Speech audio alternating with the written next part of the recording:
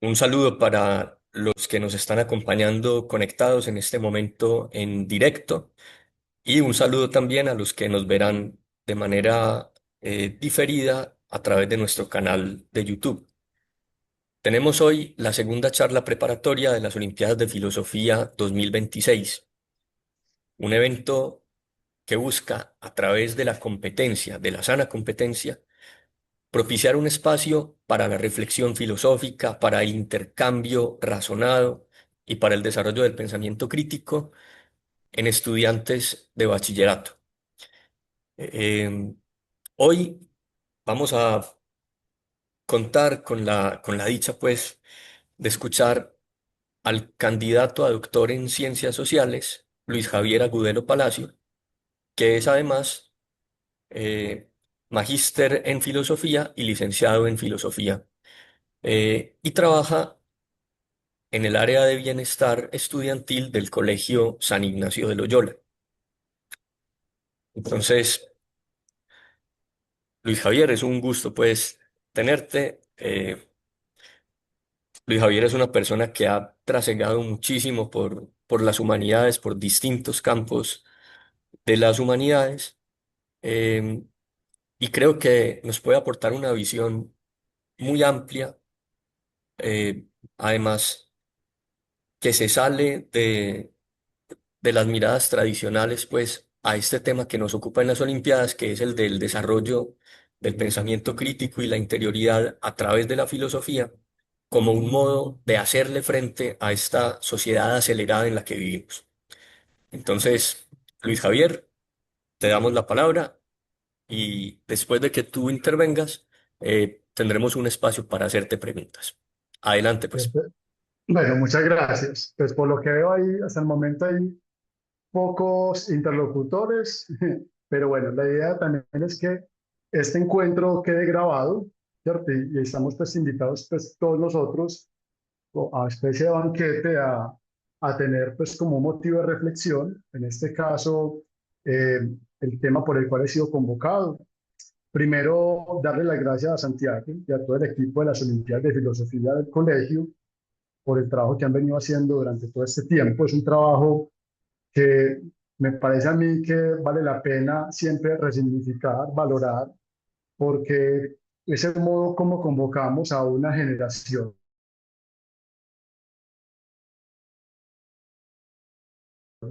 que hoy en día le están dando la cara, pero para nosotros es, digamos, como una sorpresa, podemos verlo así como a modo del asombro filosófico, que un estudiante del grado noveno, décimo, undécimo de esta generación eh,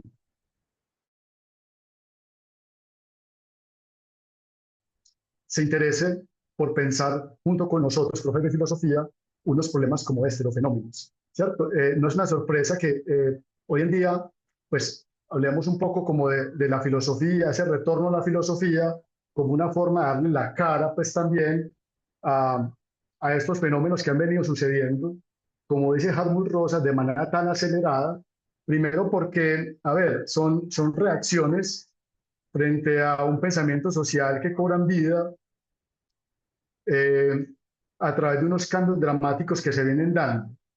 Pues Hartmut Rosa he venido conociéndolo poco a poco, porque él es el discípulo de, o digamos, pues como el alumno estrella de Axel Honneth, que trabaja otro problema que es el reconocimiento, y a su vez Axel Honneth nos remite a Habermas, que murió hace poco, para hablar de esos paradigmas, ¿cierto? Que van, de alguna manera nos van invitando a pensar la filosofía desde esa teoría crítica social.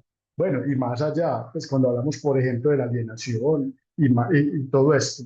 Entonces, cuando me hacen la invitación de pensar la filosofía desde las tecnologías del yo, uno trata también como de aterrizar un poco el discurso, y esto va más que todo para los estudiantes, ¿cierto? ¿Qué es la filosofía? Es el uso de esas tecnologías del yo, como lo dice Michel Foucault, esas tecnologías del espíritu, por decirlo así también, que nos orientan hacia una búsqueda de sentido. Entonces, por eso el título aquí como poco problemático es Tecnologías del Yo y la búsqueda de sentido, No quiere decir que es que no estemos a toda hora en esa búsqueda del sentido, todo el tiempo lo estamos, solo que estos procesos de la aceleración nos van llevando a buscar uno y otro, ¿cierto? Imaginemos una nebulosa, ¿cierto? Un cúmulo de estrellas donde todo el tiempo nos ofrecen diferentes sentidos. Y aquí está la filosofía entonces metiendo el pecho eh, y nosotros con los jóvenes también, invitarlos a retornar a ese pensamiento antiguo. Entonces, quiero simplemente como hablar de unos disparadores, en este caso la aceleración social, ¿cierto? Como un contexto, hablar de los inicios de las tecnologías del yo, la realización del yo como objeto material y el sentido de la vida como una sabiduría del presente. Eh, Aquí es válido, pues, como que pensemos ese fenómeno de la aceleración social no es algo nuevo, pues esto viene ya desde mucho antes, viene junto con la modernidad también, eh, la modernidad sólida, pero que es importante uno también situarse un poco dentro de estas discursividades, porque con la modernidad y estos filósofos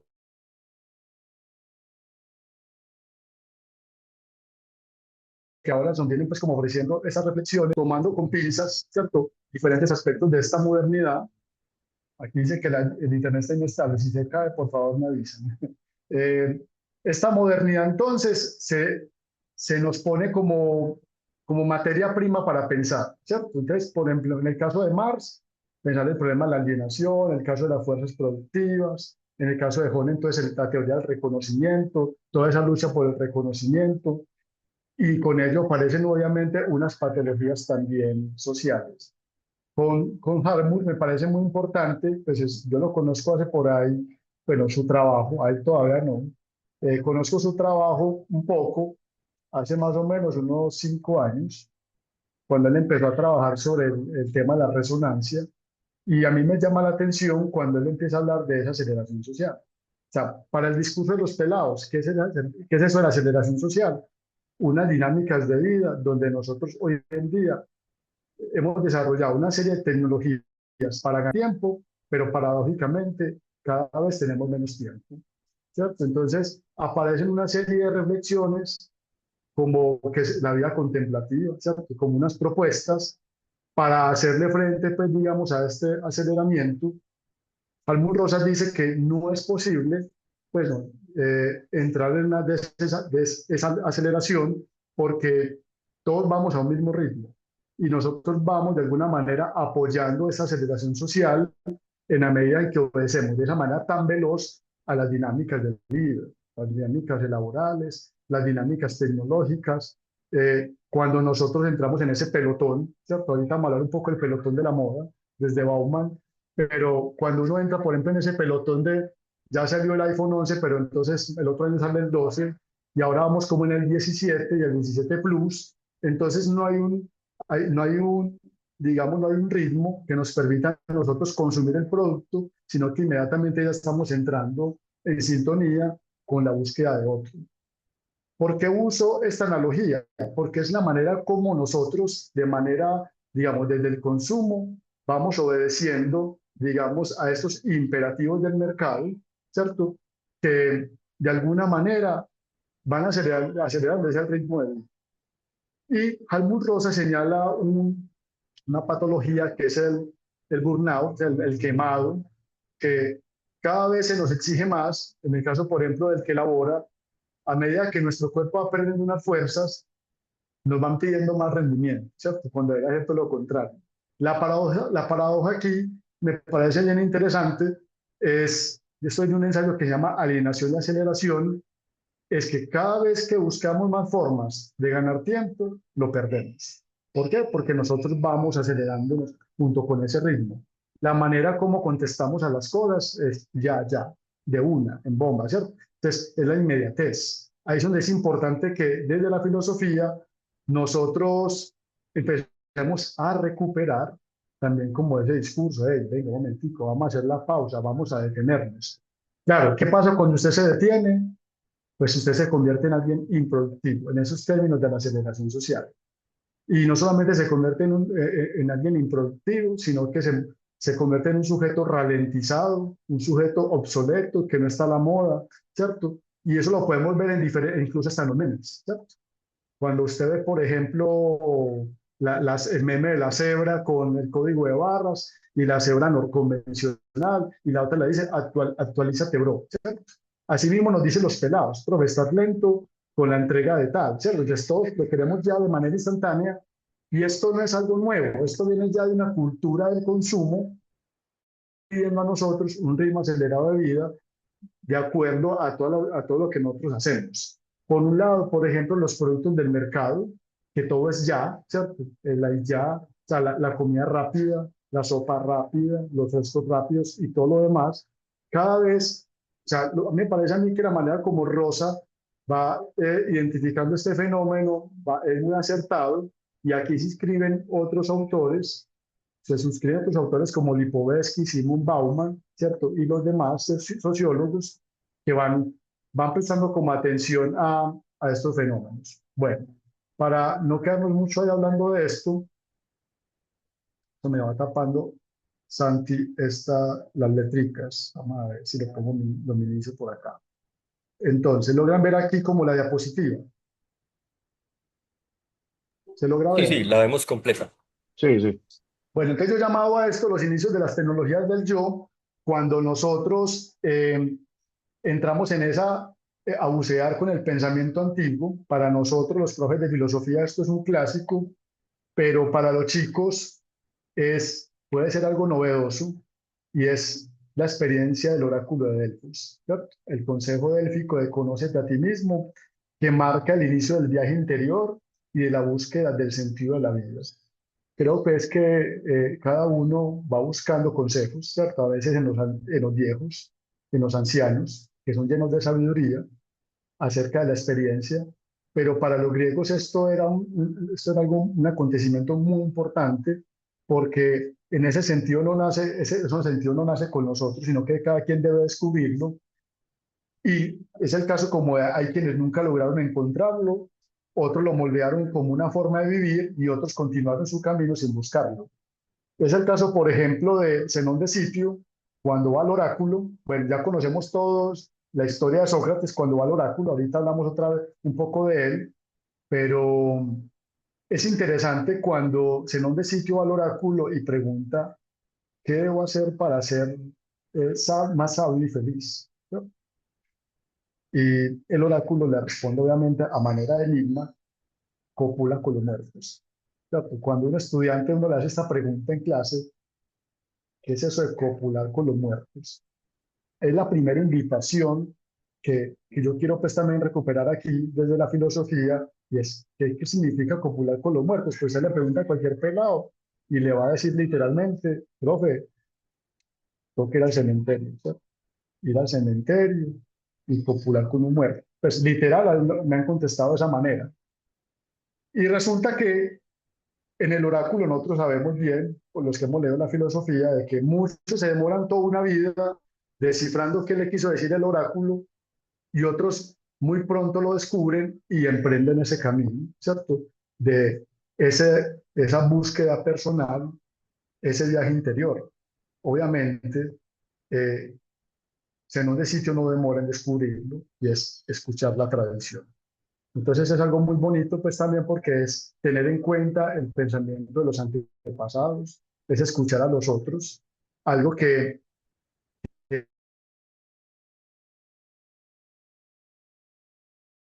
se hace poco, y ahora, ¿cierto? Porque ya ahora es la farmacia que nos escuchen, digamos, como la prisa a pretender que ya sabemos todo lo que nos van a decir. Entonces es importante, chicos, que están en esta iniciación filosófica, la importancia de escuchar, y no solamente es de escuchar, sino leer, dejar que el texto diga. Entonces, el pensamiento antiguo nos hace esa invitación, es volver otra vez como a esos antepasados. Aquí me parece, yo pongo aquí una serie después de fragmentos que nos pueden ayudar también como para orientar esas búsquedas, volver allá, cuando los estudiantes repasen pues como estos contenidos, resalto algunos como en rojito, porque me llama pues la atención. pero llama la atención este fragmento. Sócrates relata que Querofonte preguntó al oráculo de Delfos si había alguien más sabio que él, y la respuesta fue negativa. Desde entonces Sócrates investiga la sabiduría entre los ciudadanos. Obviamente esa sabiduría no viene de sí mismo, sino que viene de esa interlocución con los otros, viene de esa experiencia dialógica. Ya sabemos que Sócrates entonces es el que opera con dos métodos, ¿cierto? La ironía y la mayéutica, pero que más adelante va a tener ese desarrollo con Platón, que es el diálogo, pero el diálogo que es bien interesante acá nos dice Pierre Hadot, no es solamente el diálogo por el diálogo, ¿cierto? Sino que eso tiene ya un propósito como tal. Ese género filosófico tiene un propósito y es la formación.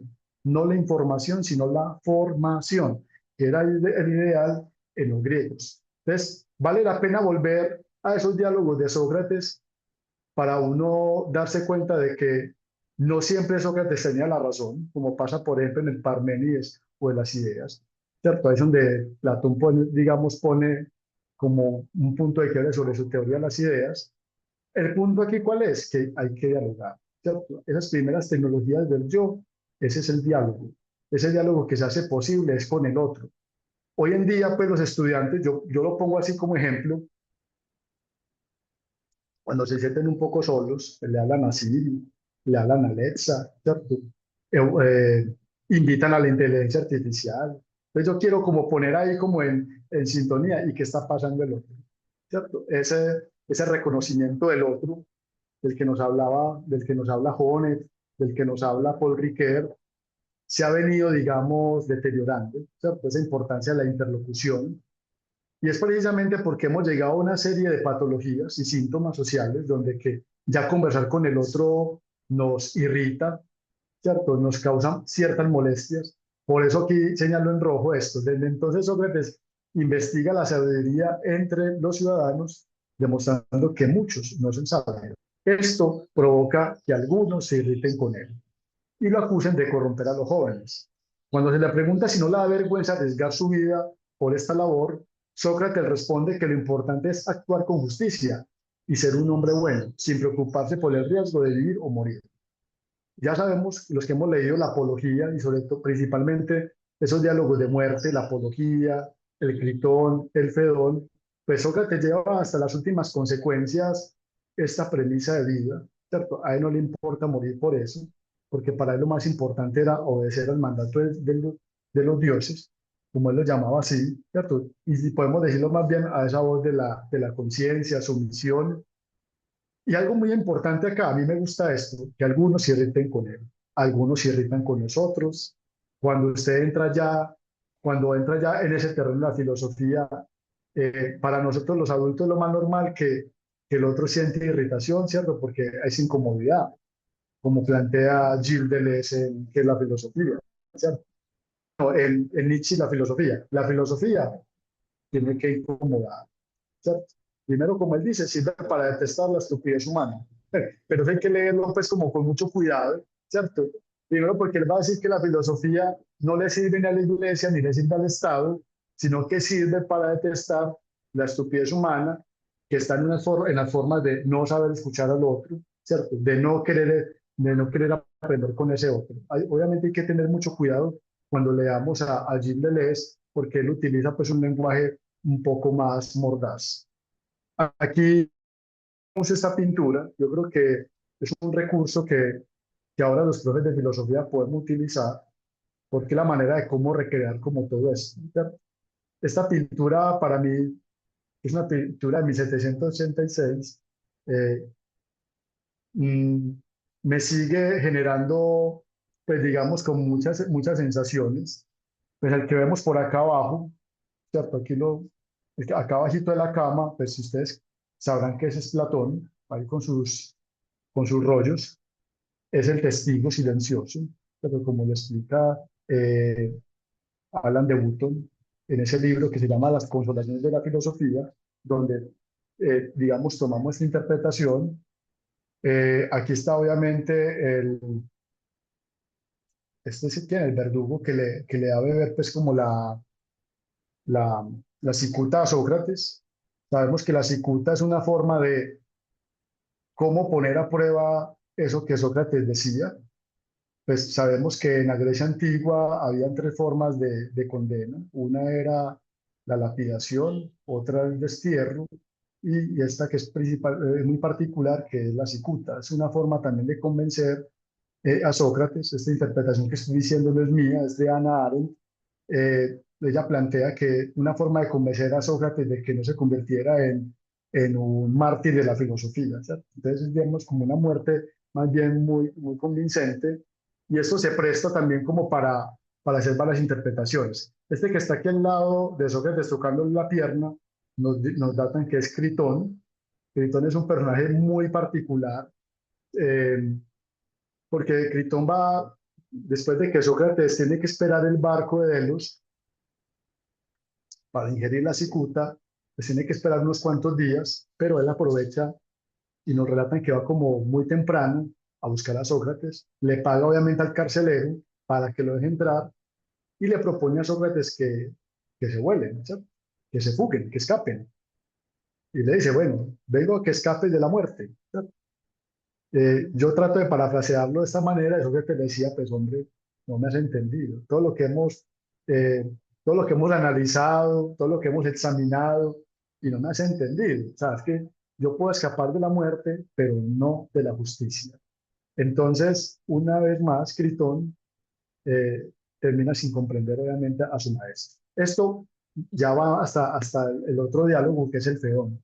Estos son los diálogos de muerte, que son diálogos muy bonitos, que nos llevan a nosotros a esa iniciación de las tecnologías del yo. Cuando hablamos de esas tecnologías del yo, hablamos de esas técnicas del cuidado de sí, como lo plantea Michel Foucault. Ese no es un concepto mío, es de Michel Foucault que lo plantea para su giro, pues porque como sabemos, Foucault enmarca un camino que comienza por la epistemología, las ciencias humanas, ahí está pues esa obra de la arqueología del saber, las palabras y las cosas, luego pasa por la política, ¿cierto? La historia de la gubernamentalidad, donde nosotros conocemos ahí básicamente todo lo que es la biopolítica, crítica al neoliberalismo, y termina en una ética del cuidado de sí, ¿cierto? Que es ese retorno pues, a la filosofía antigua, y es lo que nosotros leemos en esos seminarios que él tiene, que es una invitación importante para los estudiantes. Es muy chévere porque son clases grabadas por Michel Foucault. Era pues como el estilo de estos franceses. Entonces, importante acercarnos a esa hermenéutica del sujeto que plantea Foucault, la microfísica del poder, ¿cierto? Y principalmente en los escritos esenciales, esta conferencia que se llama Tecnologías del Yo o Técnicas del Sí mismo, que también está titulada de esa manera. Entonces, me parece interesante como volver a ese giro de la filosofía, bueno, a ese giro no, a ese retorno para hallar esas técnicas orientadas al descubrimiento y la formulación de la verdad sobre uno mismo, que son de extrema importancia. ¿Cierto? Cuando nosotros vamos a esa filosofía, vamos a una confrontación con nosotros mismos. Es inevitable que no tengamos una transformación. Y ese es el propósito precisamente de la filosofía, que haya, como lo dije en su momento, no una información, que es muy fácil leer filosofía, es difícil de vivir de manera consecuente con ella. Una cosa es la información, estar informado, leer los textos de la filosofía, y otra cosa es esa transformación que hace parte de esa madurez que uno va teniendo a lo largo de la vida. Entonces, a mí me llama mucho la atención esto. Las escuelas filosóficas griegas no radicaban en la elaboración, la enseñanza de una teoría, sino que esas escuelas filosóficas lo que pretendían era todo el tiempo un trabajo formativo. Mm, Esto lo podemos ver incluso en un pequeño diálogo de Platón que se llama Laques o del valor. Y allí Sócrates es una especie de director espiritual que está sacando pues como lo mejor de cada uno. Así como lo hemos sabido cuando leemos un poco sobre la biografía de Sócrates, Sócrates toma obviamente su método de la mayéutica de su madre. Sabemos que su madre era una partera, eh, que llamaba Fenareta, Fenareta, eh, lo mismo que hace Sócrates es emular, ¿cierto? Emular pues como el nacimiento de nuevas ideas, de nuevos pensamientos, una especie de director espiritual orientado a los jóvenes de aquella época. Esto que estoy planteando se encuentra en una obra muy bonita de Pierre Hadot, que es Ejercicios Espirituales y Filosofía Antigua también. Es importante pues como tomar nota allí de esto, pero principalmente esto está también en un diálogo que se llama El lápiz o el valor. Esas escuelas filosóficas entonces buscan la transformación del individuo, dar al individuo la capacidad que le permitiera vivir de manera diferente, mejor, de un modo más feliz que los demás.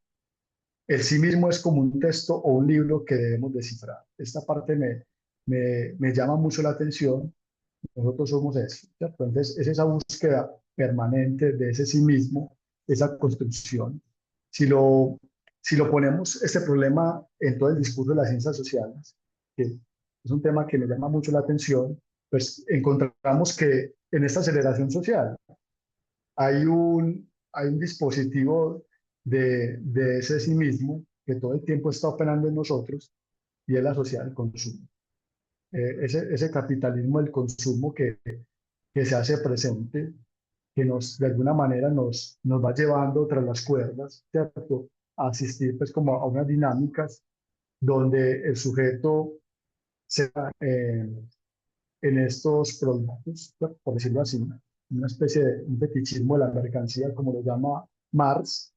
Y interesante pues que nuestros estudiantes hagan como esa mirada, porque estamos en una sociedad donde las ágoras han desaparecido, por decirlo así, las plazas públicas para conversar. Y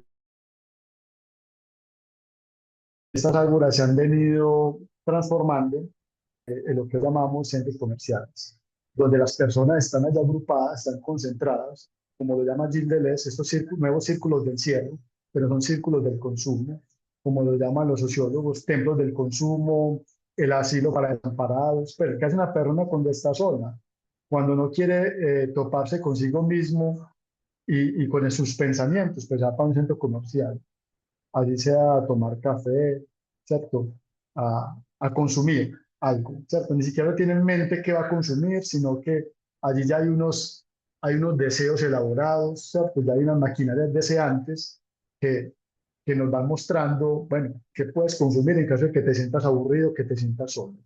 Entonces, a mí me llama mucho la atención como esto, porque es lo que encontramos en unas obras, ahorita les voy a referenciar, la obra, por ejemplo, de Gilles Povesti, La felicidad paradójica, así se titula, La era del vacío, El lujo eterno. Estas obras van haciendo una especie de un diagnóstico de lo que es la modernidad. Entonces, la modernidad no es ahora hablar de la aceleración, no es hablar ahora del consumo, sino que es una serie de síntomas que van apareciendo y que de alguna manera, así como aparecen, también aparecen sus soluciones.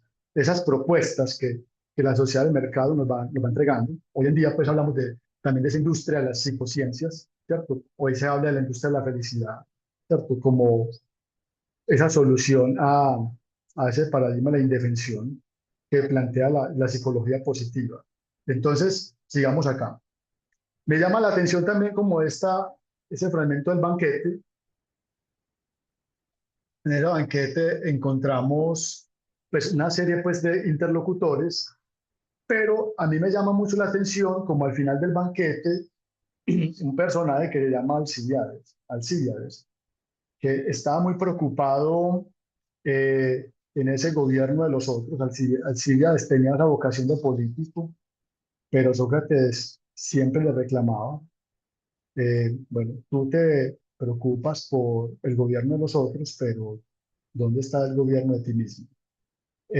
Finalmente, en el último discurso del banquete de Alcibíades, yo recupero como esta parte que me parece que es bastante diciente. Encantaba a los hombres mediante instrumentos con el poder de su boca. Eso es lo que decía Alcibíades de Sócrates. Con el poder de su boca, aquí lo ponemos entre paréntesis, con su discurso, y aún hoy encanta al que interprete con la flauta sus melodías. Cuando se le oye a otro pronunciando sus palabras, aunque sea muy torpe, el que las pronuncie, ya se trate de mujer, hombre o joven, quien las escucha, quedamos pasmados y posesos. Yo lo escucho, mi corazón palpita mucho más que el de los poseídos por la música de los coribantes. Las lágrimas se me caen por culpa de sus palabras y veo que también a otros les ocurre lo mismo. Es aquí cómo se hace efectiva esas tecnologías del yo, ¿cierto? Cuando nosotros entramos en contacto con ese discurso, ¿cierto? O sea, no es el discurso por el discurso, sino qué tiene para decirnos. Cuando entramos en esa sintonía de las Olimpiadas de filosofía, que no es para mostrar quién sabe más, ¿cierto? Solamente, pues quién tiene mejor apropiación, sino quién tiene esa agudeza para pensar los problemas que se les invitando en este momento.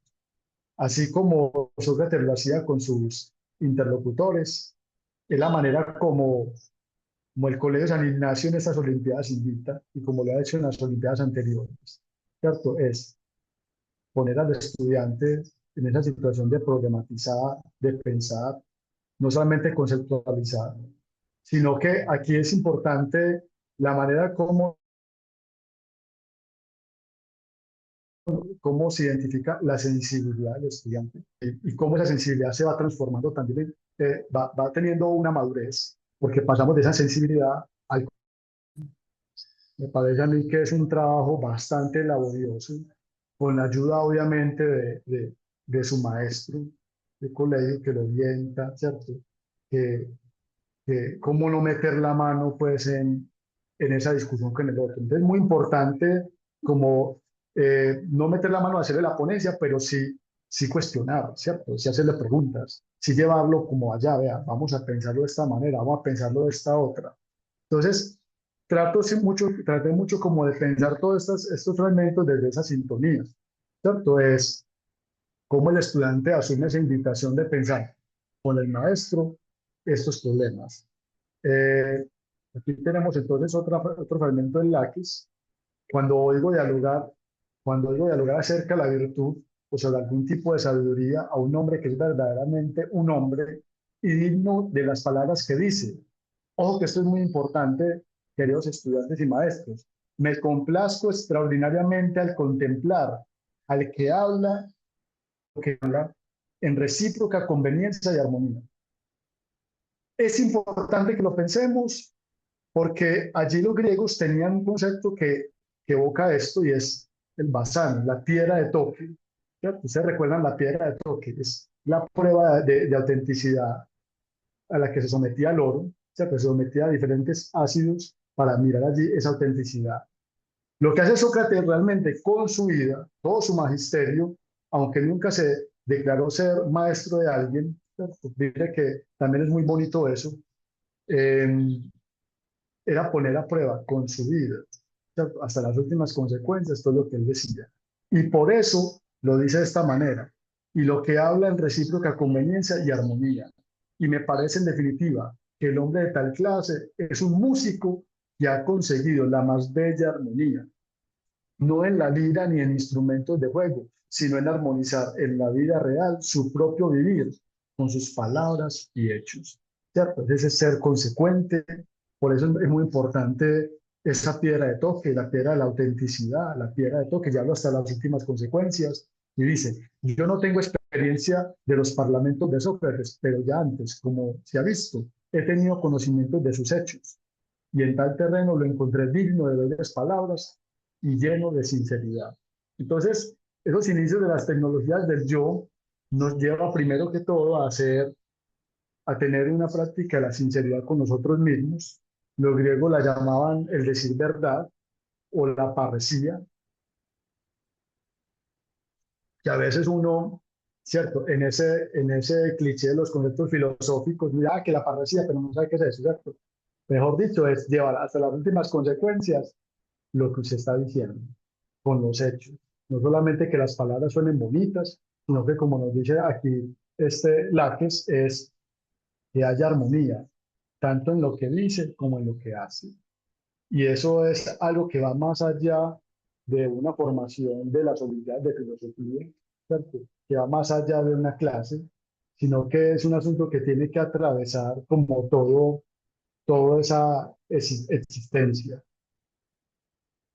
Aquí entonces toco otro fragmento que es de Pierre Hadot. Pierre Hadot era contemporáneo, era muy amigo de Michel Foucault, pues yo lo conocí pues más bien tarde. Aquí se me perdió la presentación. Espera un momento. Ya. ¿Se logra ver la presentación todavía? Sí, nunca dejamos de verlo. Sí, listo. Entonces, me parece muy importante, pues esto es como a manera pues también de para ir recogiendo un poco esta parte, Plotino, la simplicidad de la mirada, eh, Tirado recupera pues esto un poco, dice lo siguiente, en esa perspectiva de las tecnologías del yo, despójate a ti mismo de tus defectos y examínate. Si todavía no ves tu propia belleza, haz como el escultor que debe crear una estatua hermosa. Entonces, en ese trabajo filosófico, quita, cincela, pule y limpia hasta que aparece el bello rostro de la estatua. Del mismo modo que tú también debes quitar todo cuanto sea superfluo y enderezar lo torcido, purificando lo siniestro para convertirlo en brillante, sin dejar de esculpir tu propia alma, hasta que huya en ti la claridad divina de la virtud.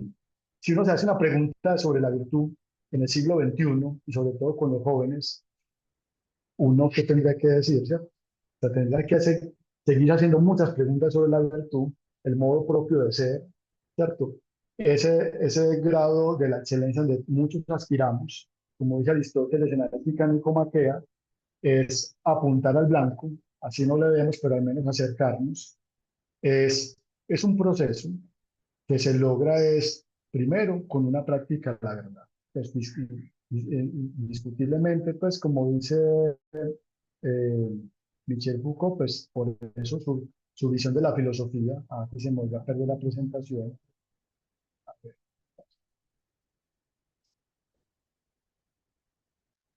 Pero ahí la estamos viendo, Luis Javier. pero yo no.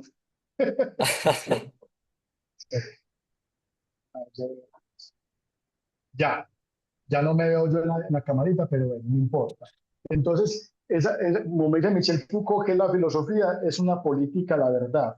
Pero cuando nosotros hablamos de esa filosofía, en esa perspectiva de la tecnología del yo, es una verdad sobre nosotros mismos, ¿cierto? El modo como nosotros practicamos esa sinceridad, cómo buscamos esa armonía de la que hablamos ahorita, esa coherencia entre lo que nosotros decimos y lo que nosotros al mismo tiempo hacemos.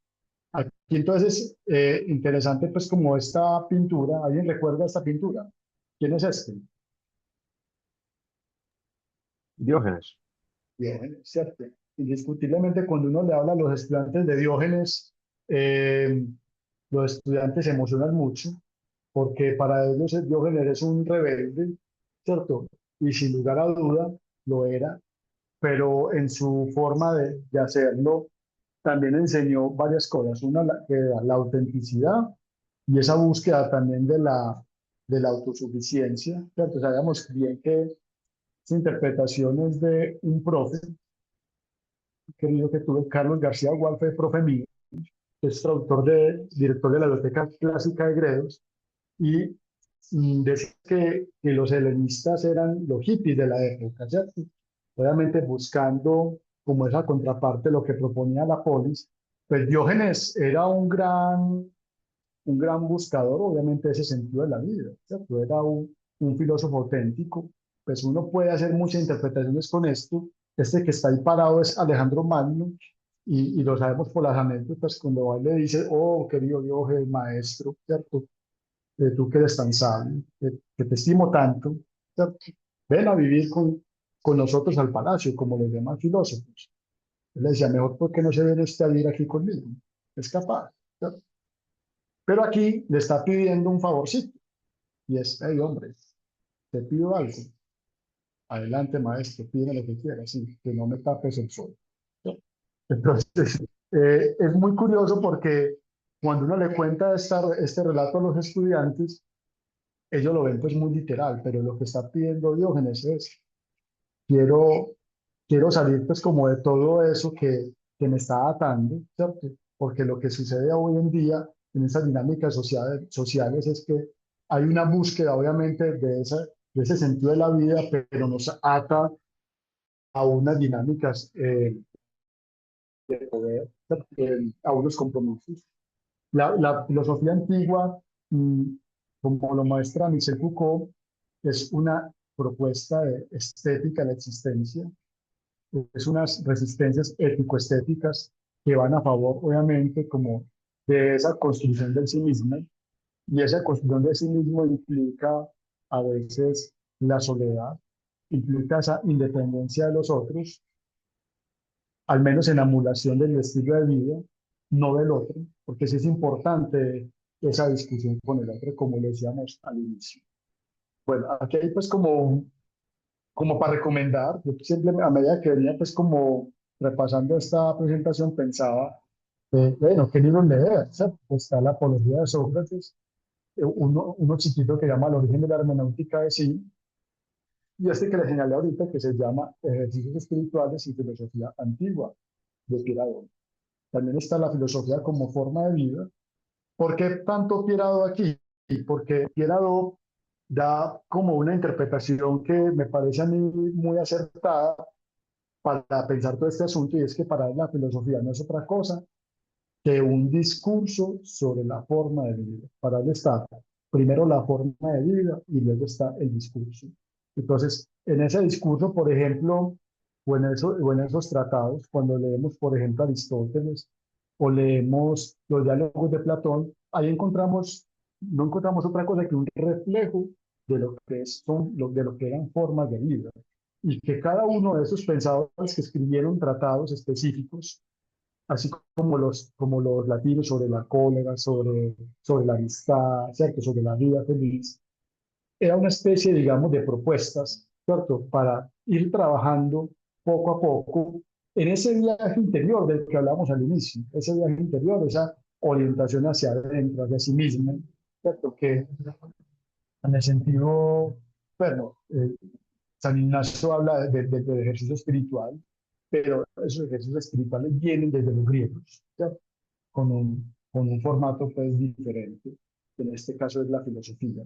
Otro autor que nos puede dar orientaciones para pensar esto es Byung-Chul Han, que es la sociedad del cansancio. Byung-Chul Han es, digamos, pues, que fue alumno de Martin Heidegger, es un gran seguidor pues, de los escritos de Heidegger, Michel Foucault y otros, y hace una serie de ensayos, digamos, me parece a mí bastante coloquiales, pues no es difícil de leer, con unas extensiones más bien cortas, que provee pues como elementos para pensar estos fenómenos hoy en día, con los que hoy en día nos topamos.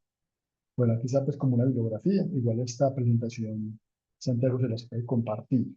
Vamos a otro momento que es la realización del yo eh, como objeto material.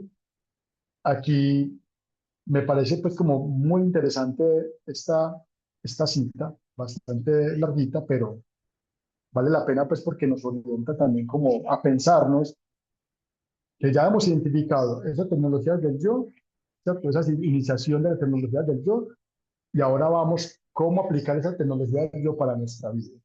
Entonces dice Peña Ruiz, el arte de vivir no produce una obra exterior como hace el artesano que crea su obra, actuar es ser y ser de una forma determinada. El estilo aquí es la persona. Nos hacemos haciendo. Esto no es nada nuevo porque esto ya viene de Aristóteles, en la ética sobre todo de Aristóteles, la gran ética, la ética Eudemo y la ética nicomaquea.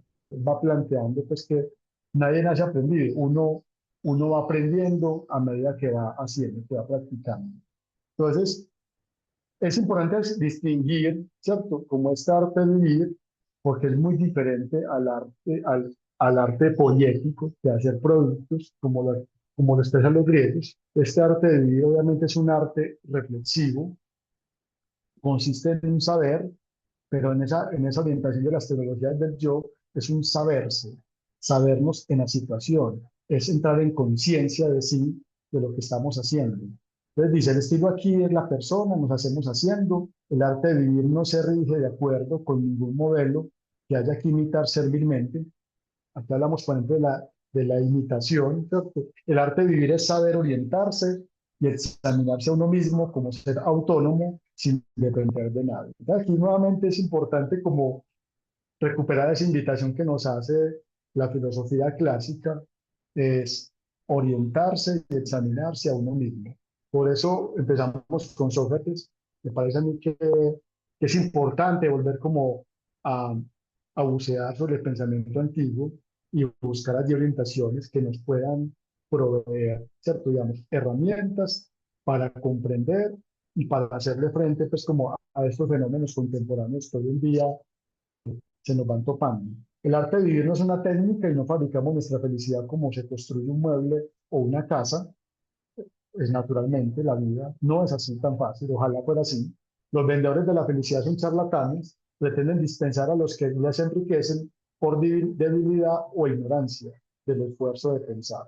Descalifican este esfuerzo en nombre de una vida práctica y concreta. Entonces, aquí hay que, cuando hablamos de esos vendedores de la felicidad, no se trata pues como de ir en contra de esas discursividades, pues también es respetuoso, hay que ser respetuoso con ese tipo de trabajos, pero la invitación también es a no tragar entero.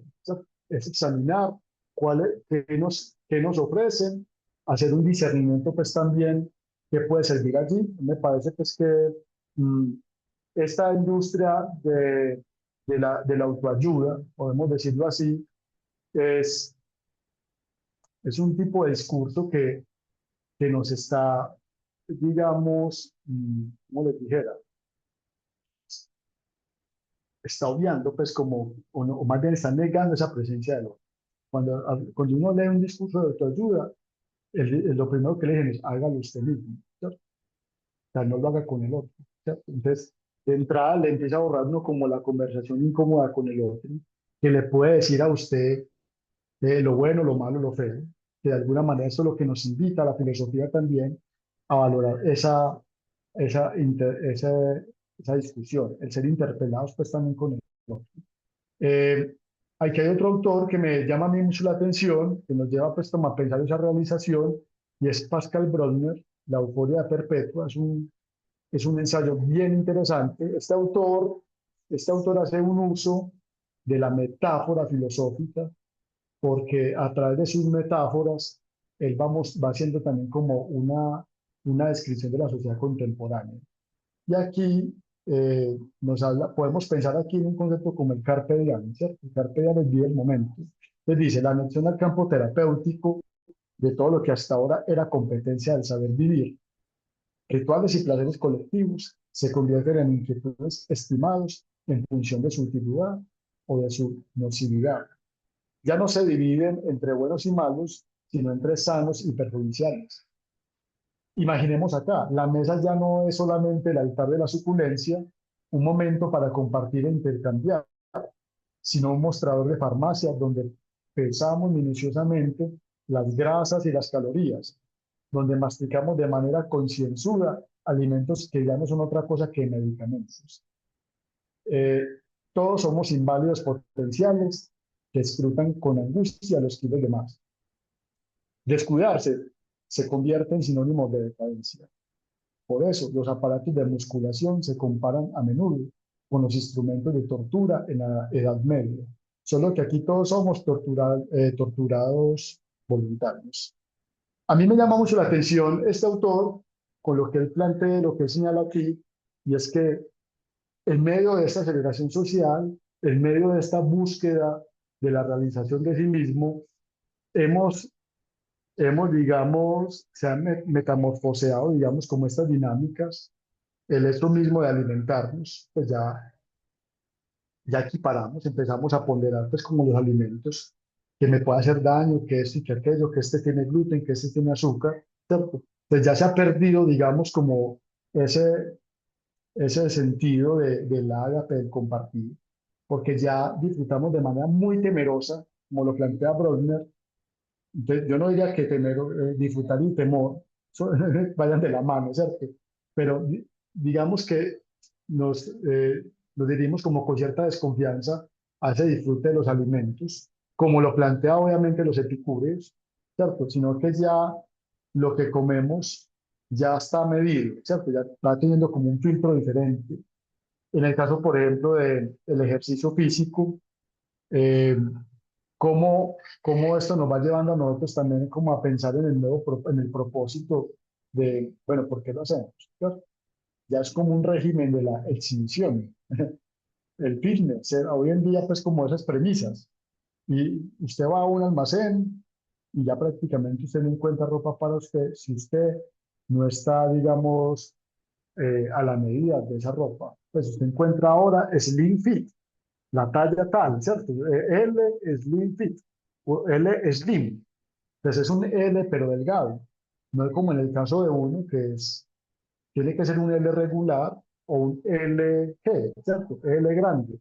Entonces, esto nos va mostrando en esta sociedad que es una sociedad que va ejerciendo ciertos imperativos sociales sobre el individuo, de tal manera que lo pone a que encaje con ciertas dinámicas. Pongo aquí el ejemplo, por ejemplo, pues, por ejemplo, pongo aquí el ejemplo del vestido, porque es una forma de cómo esta sociedad nos va llevando a nosotros a que tenemos que, digamos, rendirnos frente a ciertas demandas, o si no, nosotros no cabemos dentro de esa sociedad. Entonces, es interesante cómo vamos viendo eso, por ejemplo, en el tema del gimnasio, ¿cierto? Pues yo no critico esto, pero es importante volver como a pensarnos esto, o sea, ojalá surjan nuevos pensamientos frente a esto, nuevas reflexiones. Tampoco estoy diciendo que tengamos que ser unos torturados voluntarios, pero sí pensar como cuál es el propósito de ese cuidado personal. Aquí, esta cita es de Gilles Lipovetsky, me parece muy interesante, que tengo la oportunidad pues, de escucharlo, un profe invitado. Gili Povetsky me parece a mí que es uno de los grandes relatores de la modernidad, sobre todo la modernidad que se cifra en, esa, en ese capitalismo del consumo. Sabemos que el capitalismo tiene tres etapas: capitalismo de producción, capitalismo de mercadeo o distribución, y esta última que ha cogido tanta fuerza, que es el capitalismo del consumo, que a partir de los 60 esto se ha disparado de una manera, digamos, sorprendente. De hecho, uno puede citar varias obras allí, como La Sociedad del Espectáculo de Yves Debord, donde habla precisamente de esa dinámica. Y a mí lo que me llama la atención acá con Jimmy Povesky es que dice, las democracias han entrado en una nueva era de mercantilización de los modos de vida y las prácticas de consumo expresan una relación con las cosas, con los demás y con uno mismo. Es muy interesante esto que le señalo acá, porque hoy en día, cuando hablamos de esas democracias, es que hoy en día tendemos a democratizar, ¿cierto? Perdón, son nuevas democracias. Ya ni siquiera hay una democratización. Si nosotros miramos bien como el asunto, antes se democratizaba en una fiesta, qué momentos capturar. Entonces, de hecho, había una cámara con un rollo de 12 fotos, para 12 fotos, pero de esas 12 fotos, digamos, 8 salían como buenas. Entonces, había un ejercicio bien interesante en familia y es, vamos a democratizar qué fotos vamos a tomar, pero entre nosotros. Hoy en día, en esta aceleración social, esto se ha disparado, ¿cierto? Porque ya es un consumo, no es para nosotros, sino que es un consumo individualizado. Cada uno tiene que tener su propio celular, con ello su propia cámara, y cada uno elige de manera muy libre, pues qué fotos va a tomar. Y incluso eso ahora generan pues muchos problemas. Entonces ya no es necesidad de democratizar, sino que es, las democracias o las nuevas democracias han entrado en una nueva etapa, que es la mercantilización de los estilos de vida. Es decir, yo pongo la plaza, pongo las reglas, ¿cierto? Entramos a, a debatir con unos nuevos legisladores de la moral, ¿cierto? Y tiene que ver obviamente con todo este disparo, cargada con nuevos significados colectivos e individuales. El consumidor que deambula por los grandes centros comerciales, imaginemos lo que hablamos ahorita, ¿cierto? Esos centros comerciales esos asilos para desamparados, esos templos del consumo, que son metáforas de los sociólogos, de George Zimmer, de Krakauer, ¿cierto?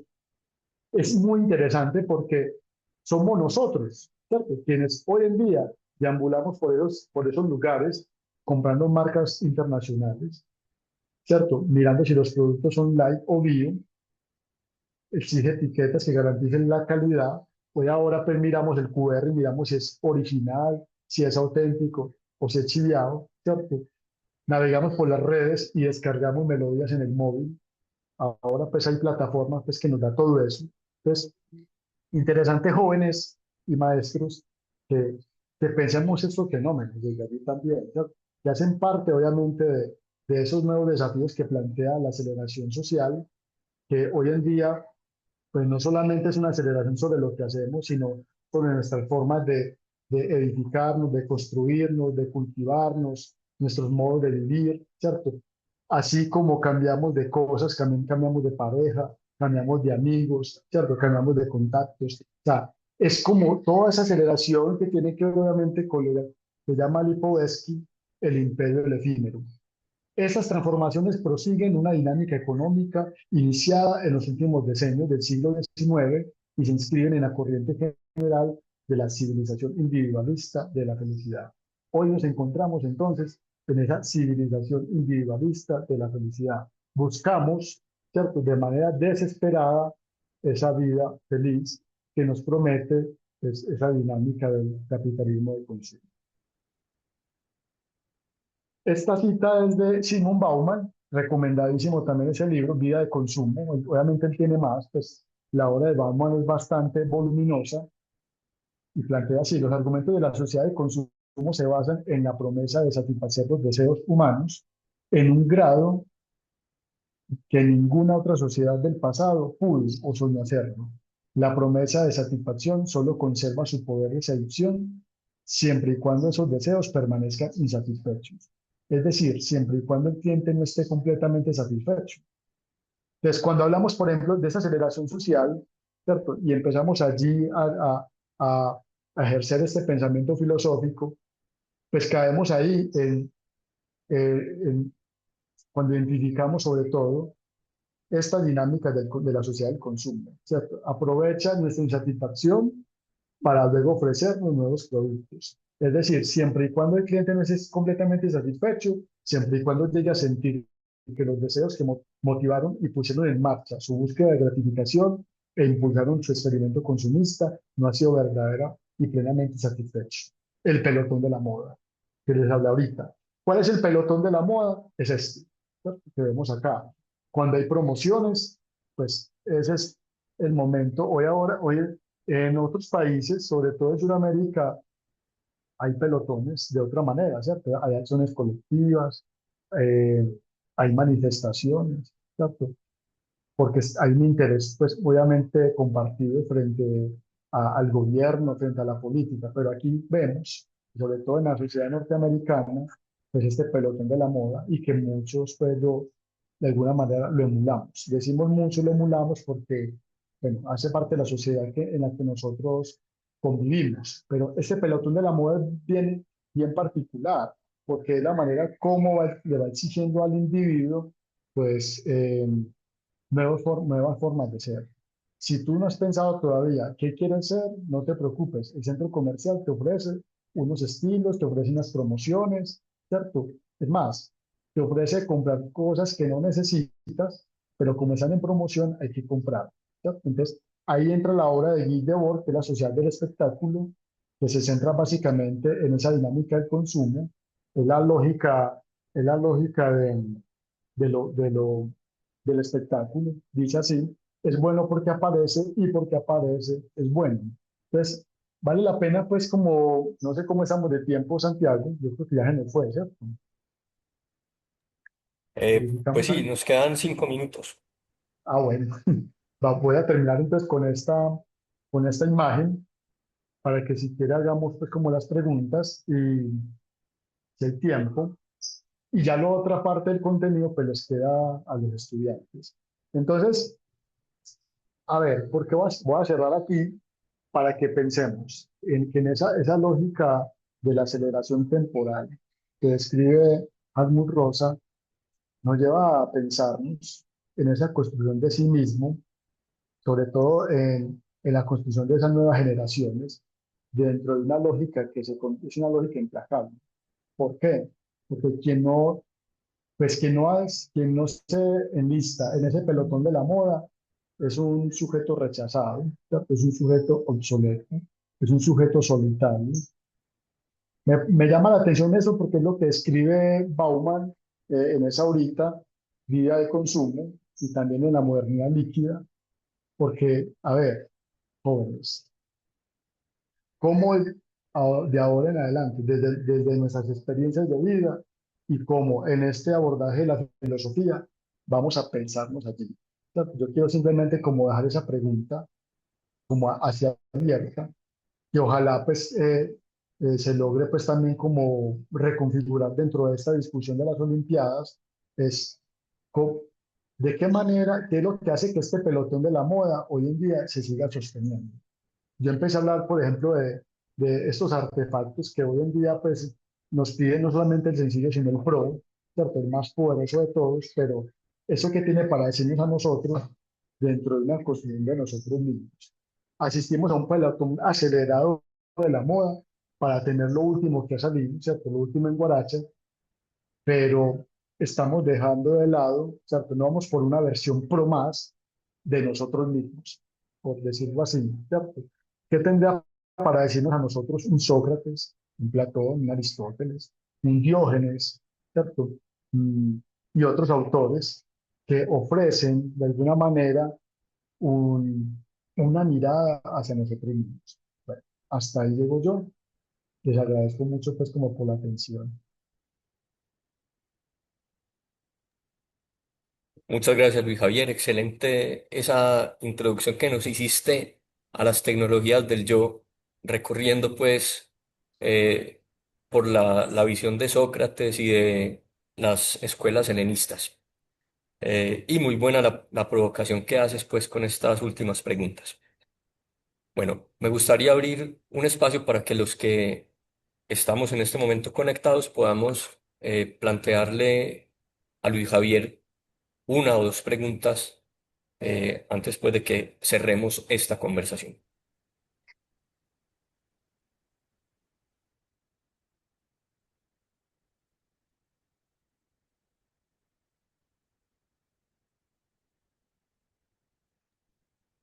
Y bueno, si me permites, Luis Javier, te planteo yo la primera pregunta.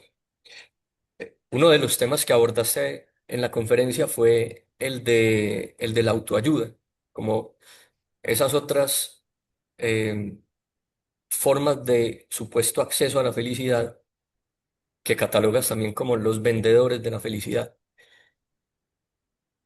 Pero me surgió una inquietud, ¿cuál es el límite, lo que marca la diferencia entre estas formas de autoayuda a las que tenemos acceso hoy o que nos asedian hoy, eh, y esas tecnologías del yo que se planteaban en la tradición filosófica antigua? Porque uno diría, pues ambas apuntan a lo mismo, a llevarnos a tener una vida feliz, una vida convertida en obra de arte. Por qué la autoayuda no encaja en eso que desde un punto de vista filosófico parece tan llamativo, tan vinculante?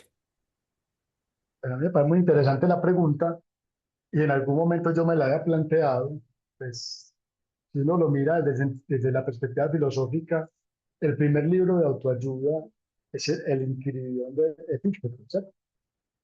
Y uno empieza a leer las fórmulas y me dice, primera fórmula, para ser libre y feliz, es necesario distinguir entre qué depende de él y qué no, ¿cierto? Entonces, cuando usted va por ejemplo, a una librería y encuentra ese librito, dice Manual de Vida. Entonces, digamos que esos primeros, digamos, bueno, y sin hablar de la historia de Epicteto, además, porque era un esclavo liberto, ¿cierto? No era cualquiera. Se gana la libertad filosofando. Pero este tipo de manuales de vida eran fórmulas para tener a la mano y repasar, porque obviamente hace parte también como del espíritu de la filosofía estoica, principalmente fue Marco Aurelio, Epicteto y Séneca, sin remitirnos pues a los anteriores, pero ¿por qué la autoayuda no logra como ese efecto? Porque es un discurso muy, como dice Wing Chun Han, muy pulimentado, ¿cierto? O sea, un discurso muy decorado, que, que además no convoca de, a una crítica de esos pensamientos, sino que lo que hace es que destierra unas emociones negativas y solamente le da lugar a eso positivo. ¿Cierto? De hecho, dice, hoy decreto, por ejemplo, hasta ahora que no llueva. ¿Cierto? Entonces, la gente se va metiendo como esas vainas allí. Yo, de hecho, sugiero una obra que se llama Happy Gracia. Esa obra salió como en el año 2021, 2022. Es una obra de Eva Iluz y Edgar Cabanas. Apicracia es cómo la ciencia y la industria de la felicidad controlan nuestras vidas. Vale la pena, pues, como uno eh, remitirse a ella. Al final, quiero contestar la pregunta de Santi mm, con esto que plantea esos autores en ese ensayo. Al final, los autores nos remiten a, ese, a esa historia de Cronopios y Famas de Julio Cortázar. ¿Cierto? Pues cuando te dan, por ejemplo, esta fórmula, es como cuando te dan un reloj. ¿Cierto? La fórmula es el de la felicidad, proveída por la autoayuda. Es como cuando te dan un reloj, te dan el miedo a perder el reloj, te dan el compromiso de darle cuerda, ¿cierto? Y empezar a hacerle como el mantenimiento, ¿cierto? Pero en este caso, cuando te entregan a vos esa fórmula que, que no requiere incluso mucho esfuerzo, sino que lo que requiere allí en autoayuda es, voy a rechazar todo aquello que sea negativo y todo aquello que parezca tóxico para mi vida, ¿cierto? Pues claro, si uno empieza a hacer, a ejercitarse en esa línea, ¿qué va a pasar? Nos vamos a caer completamente solos. ¿Cierto? Al menos los filósofos no tienen nada que decir allí, porque esos son los encargados de poner el dedo, ¿cierto? En la llaga, de identificar estas patologías sociales, ¿cierto? Entonces, ¿cuál es el límite de la autoayuda? Que no admite unas emociones negativas, que son las que detonan la crítica precisamente de lo que sucede con nosotros. ¿Cierto? Entonces, detrás de todo esto hay otros autores como eh, William Davis, que La industria de la felicidad, también hace una crítica pues como a esto. Y hay una autora que se llama Barbara Ehrenreich, que es El sonrío muere, la trampa del pensamiento positivo. Es como para analizar todo ese fenómeno de la autoayuda y con ello todo ese discurso, ¿cierto? De la resiliencia, todo ese discurso ¿cómo se llama esa campaña bueno, la campaña de lucha contra el cáncer de seno, la cintica rosada y todo eso. O sea, va mostrando que todo es una industria que va vendiendo, digamos, cierto, cierta, ciertas fórmulas que no requieren un esfuerzo, pues, digamos, de pensamiento crítico, ¿cierto? Que no requiere esa discusión con el otro, no requiere esa confrontación, sino que todo el tiempo es como, quiero decirlo de otra manera, pero no porque estamos con los estudiantes, ¿cierto? Estamos en un público muy, muy formal, pero vamos a decirlo, o sea, como esos pasos mentales. O sea, nos hacemos unas ideas que, que que no nos llevan pues como a un proceso de transformación inicial,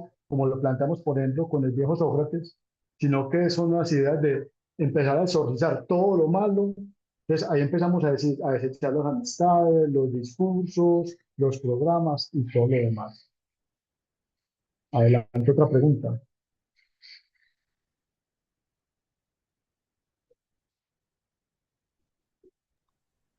Sí, muchas gracias por tu respuesta, Luis Javier. Creo que David tiene una pregunta. Sí, que Allá. estaba buscando como levantar la manito aquí, pero no la encontré. Igual, La pues te la levanta hago de una así, vez. así, Eso así. es. Bueno, primero, pues muchas gracias pues por lo que nos compartiste. Realmente fue muy interesante. Yo venía pues como en ceros con esto de la tecnología del yo, pero me pareció pues como muy interesante como ese concepto, como lo expusiste. Una preguntita con esto de Pierre Hadot y los ejercicios espirituales que él propone. eh, ¿Cómo ves vos, pues como me uno pues como a esta línea de las preguntas que sobre lo de la autoayuda? Ya nos contaste esa autoayuda, ¿por qué realmente no entra como dentro de esa categoría pues de nuestra labor como pues la filosofía, ¿cierto?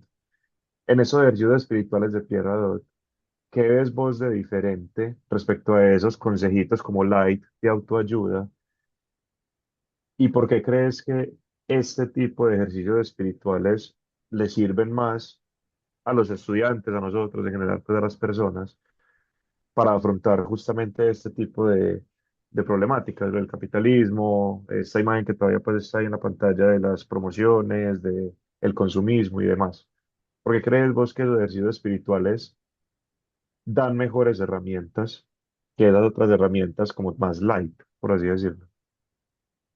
Bien, bueno, yo voy a hacer como una respuesta más de orden sociológico, ¿cierto? De lo que plantea, por ejemplo, autores como Eva Luz, que es la que hasta el momento pues, la conozco, que más hace una revisión pues como de estos discursos. No, no quiere decir que la autoayuda en sí no sirva para nada, pues puede servirle a otros, ¿cierto? Pero lo que hace la autoayuda es que moldea, ¿cierto? Pensémoslo así, hace un moldeamiento de unas formas de pensar, formas de sentir, ¿cierto? Hace un moldeamiento también de unos comportamientos, donde nos volvemos, donde hace que las personas sean selectivas, ¿cierto? Yo creo que es importante, pues en este medio de esta comunidad de pensamiento, pues uno abrirse, ¿cierto? Por un lado, pues a eso que el otro tiene para decirnos, ¿cierto? Por muy incómodo que sea, eso va a generar en nosotros también como un resultado, pensamiento crítico, lo llamamos ahora, pero también es una comunidad también dialogante. Entonces, el pensamiento, la industria de la autoayuda está diseñada para un público, ¿cierto? Más bien homogéneo, ¿cierto? Por eso se consigue en cualquier lado, ¿cierto? Usted va al éxito y encuentra libros de autoayuda. Usted en el éxito no va a encontrar hacia los Zaratustra, no. Difícilmente lo consigue como una edición, como una colección, ¿cierto? Pero usted no va a encontrar tampoco el Capital de Marx. Ah, sí, usted no va a encontrar la náusea de Sartre. No, no, usted no va a encontrar de ese tipo porque eso es una literatura que incomoda. La autoayuda es una literatura cómoda, es fluida. De hecho, uno da la sensación de que los pelados leen mucho porque van con un volumen así grande de ¿cómo se llama esa saga? Crepúsculo. ¿Se acuerdan de Crepúsculo? Algo así. ¿Cierto? Es una literatura mucho más cómoda. Algunos le llaman literatura de un bombón que no requiere lo que llama Aristóteles el protrain, ¿cierto? Volver sobre lo mismo. Entonces, la gran diferencia entre la filosofía y la literatura de autoayuda es que la literatura de autoayuda pasamos de largo, bueno, es muy cómodo, pero no genera una incomodidad en nosotros, no genera como ese volver sobre. Cuando uno va a la filosofía, uno se devuelve otra vez. Es más, uno lee filosofía y lo primero que uno hace es que yo no lo voy a leer en la tarde, voy al librito, ¿cierto? O sea, uno va desarrollando también como esa mística, ese ritual de leer, volver sobre las páginas. Increíble, increíble esto que he encontrado acá, ¿cierto? Y vuelve y lo repasa. Cuando Sócrates se hace la pregunta por la amistad, no es porque sea la primera vez que haga esa pregunta, se la hace a todo el que se lo encuentre, qué es la amistad, qué es la santidad, qué es la justicia, y es un volver sobre, ¿cierto? Cuando volvemos sobre lo otro, es porque la discusión, por un lado, no está cerrada, ¿cierto? Entonces la filosofía nos invita nuevamente, hey, volvamos sobre la discusión, es que la última palabra no está escrita, es volver sobre eso, ¿cierto? Entonces, ese es el ejercicio de una hermenéutica, ¿cierto? Y por ahí comenzamos, hay que volver sobre la tradición, esto no es una apología tampoco a que tengamos que volver a los antiguos necesariamente, pero sí es importante no perder de vista pues estos discursos que en el buen sentido, como dice Deleuze, nos incomoda, ¿no? Es que nos incomoda, es que nos zarandea, es que nos cuestiona, ¿cierto? Es que nos interpela, es que nos está diciendo, hey, vuelve otra vez sobre esto, ¿cierto? Cuando el profe va a la clase, no presenta filósofos antiguos porque es que es lo único que se ha leído, no, es porque es un clásico, ¿cierto?